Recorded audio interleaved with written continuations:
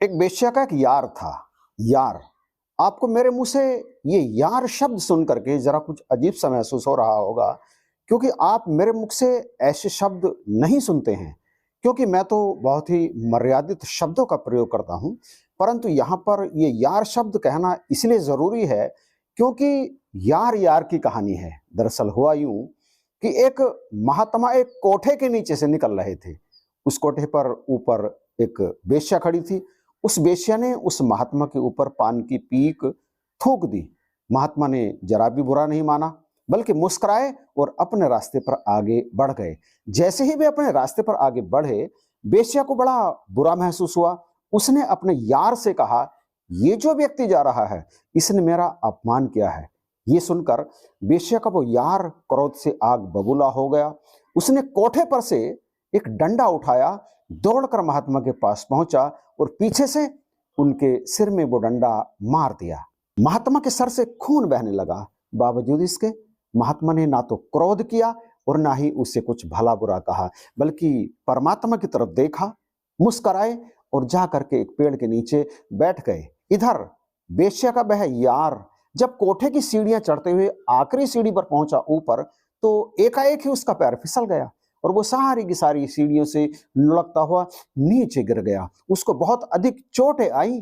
बेसे ने यह जब देखा तो वो सीढ़ियां उतरकर नीचे आई और वो सारा माजरा समझ गई कि ये सारे का सारा घटनाक्रम दरअसल उस महात्मा का अपमान और उस महात्मा को डंडा मारने के कारण हुआ है। ये सोचकर वो कांप गई कि अब मेरा क्या होगा, जबकि मात्र एक डंडा मारने से इसका ये हाल हो गया है और ये सारे का सारा हुआ है मेरे ही कारण। और फिर अपराध बोध से ग्रसित वह वेश्या पेड़ के नीचे बैठे हुए महात्मा जी के पास पहुंची, उनके चरणों में लेट गई और अपने गुनाह की माफी मांगते हुए कहा, महाराज, सारे फसाद की जड़ मैं ही हूं, मैं अपराधनी हूं, मैं नहीं जानती थी आपका प्रभाव, मुझे क्षमा कर दीजिए, मेरा जो गुनाह है आप उसे बख्श लीजिए। इस पर महात्मा मुस्कुराए, कहने लगे, बेटी, तू फसाद की जड़ कहां से हो गई?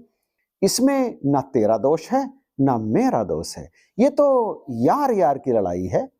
तेरे यार से तेरी बेइज्जती ना देखी गई और मेरे यार से मेरी बेइज्जती ना देखी गई।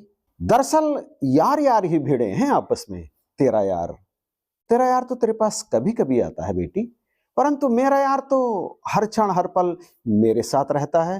तो तू ऐसा कर, तू भी मेरे यार की शरण में आ जा। यदि तू मेरे यार की शरण में आ जाएगी ना, तो फिर कभी भी तुझे कोई परेशानी नहीं होगी, तेरी सारी दिक्कतें, सारी मुश्किलें आसान हो जाएंगी।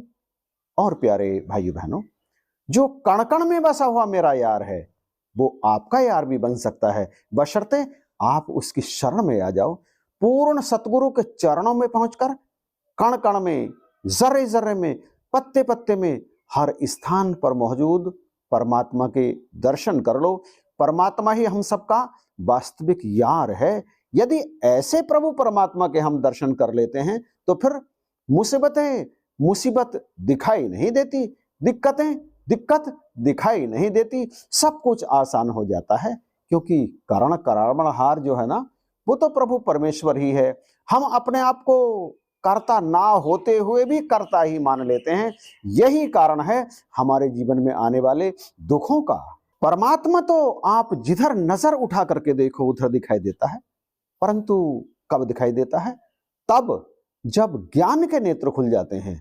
ज्ञान के नेत्र खुले बिना परमात्मा नजदीक होते हुए भी दिखाई नहीं देता। है निकट सूझे नहीं, धिक धिक ऐसो जिंद, तुलसी इस संसार को भया मोतिया बिंद। जब मोतिया बिंद हो जाता है ना, तो मोतिया बिंद का पर्दा जब आंख पर चढ़ जाता है, तो फिर दिखाई देना बंद हो जाता है।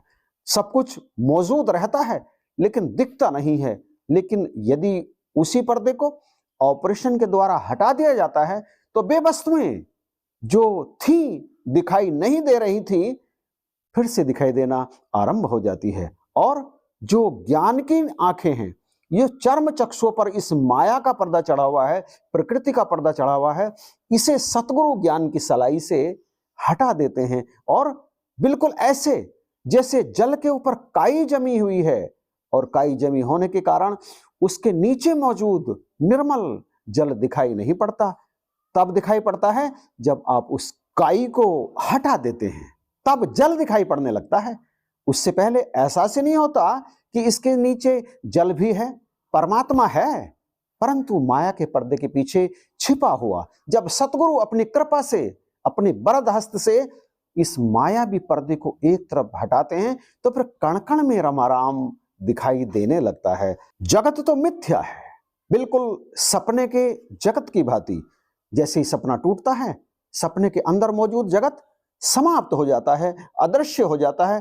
तब तक ठीक इसी तरह से जब तक ये शरीर है, ये संसार दिखाई पड़ता है, परंतु ये मिथ्या है। जैसे ही सांस निकलती है, सब कुछ समाप्त हो जाता है। ये स्वप्न, जगत स्वप्न समाप्त हो जाता है, दिखना ही बंद हो जाता है। ब्रह्म सत्य, जगत मिथ्या। ब्रह्म ही सत्य है, ब्रह्म के अतिरिक्त कुछ और सत्य है ही नहीं। इसलिए सत्य की पहचान करनी जरूरी है।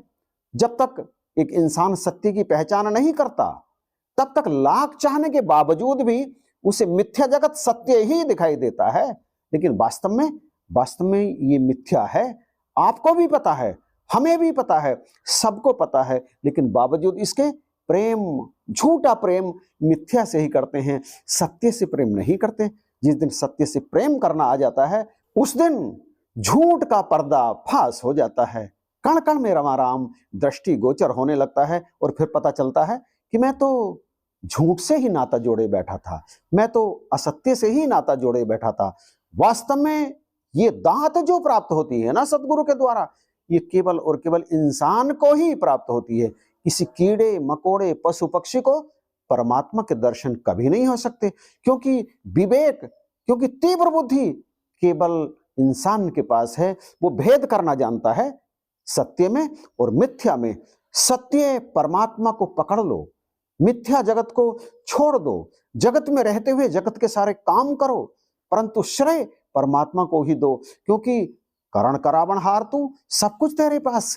करण करावण हार तो केवल परमात्मा है, हम कर्ता नहीं हैं। ये कर्ता का अभिमान ही हमें लग 84 योनियों में लेकर जाता है और इसी तरह से ये यात्रा चलती रहती है। कृपा करो, बख्शिश करो, यार बना लो परमात्मा को। जिस दिन आपने परमात्मा को यार बना लिया, उस दिन जगत के झूठे संबंध, झूठे रिश्ते अपने आप ही टूटते चले जाएंगे। इस संसार में दिखने वाली जितनी भी वस्तुएं हैं, उनका संबंध केवल हमारे जीवन से है। जब तक शरीर में सांस है, ये वस्तुएं हमारे साथ रहती हैं, हम इनका उपयोग करते हैं। परंतु जैसे ही सांस टूटती है, ये सारी की सारी वस्तुएं यहीं पर रह जाती हैं। आप इस बात को भली भांति जानते हैं, बावजूद इसके मैं ये बात आपके चरणों में रख रहा हूं ताकि आपको बार बार ये ध्यान रहे। बस केवल एक चीज है जो हमारे जीवन के साथ भी होती है और जीवन के बाद भी होती है। मैं सत्य और धर्म की बात नहीं कर रहा हूं, वो तो सुख देने वाली चीजें होती हैं इस जन्म में या फिर अगले जन्म में। लेकिन मोक्ष और मुक्ति की जहां तक बात है, वो केवल और केवल परमात्मा के हाथ में है। परमात्मा ही है जो इस जीवन में भी हमारे साथ रहता है और इस जीवन के बाद भी जब इस शरीर को छोड़कर हम यहाँ इस स्पेस में चले जाते हैं, हम इस निर्वात में चले जाते हैं, तब भी परमात्मा हमारे साथ रहता है। लेकिन हम इसे यदि पहचान लें इस जीवन के रहते हुए, तभी यहाँ पहुंच करके हम मोक्ष को उपलब्ध हो सकते हैं। अन्यथा फिर वो लक 84 का चक्र हमारी प्रतीक्षा कर रहा होता है। शरीर से निकलिए और आ जाइए लक 84 में। तो यदि बचना है तो पूर्ण सतगुरु की शरण में पहुंच करके इस यार के दर्शन कर लो। ये यार जिंदगी के साथ भी है और जिंदगी के बाद भी है। वीडियो यहीं पर समाप्त करते हैं। अच्छा लगा है तो शेयर जरूर कीजिएगा, कमेंट भी कीजिएगा और चैनल पर यदि नए हैं तो प्लीज आप इसे सब्सक्राइब जरूर कीजिएगा। इन्हीं शब्दों के साथ आप सभी का वीडियो देखने के लिए बार बार धन्यवाद।